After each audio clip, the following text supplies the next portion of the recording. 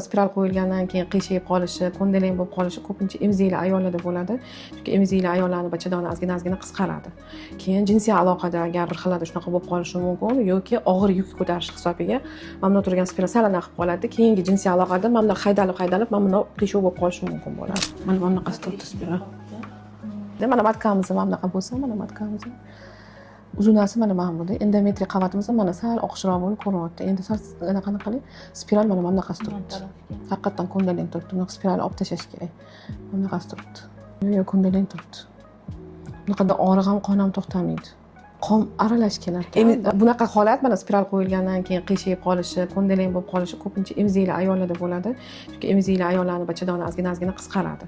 Keyin jinsiy aloqada agar bir xillarda shunaqa bo'lib qolishi mumkin yoki og'ir yuk ko'tarish hisobiga mana bu turgan spiral sal aniq qoladi. Keyingi jinsiy aloqada mana bunday haydalib mana bu qiyshuv bo'lib qolishi mumkin bo'ladi. Endi hozir buni spiralni olib tashlash kerak. Bo'lmasa implant qo'ydiraylik-da. Rasmatka bilan chiqish olmayotgan bo'lsa.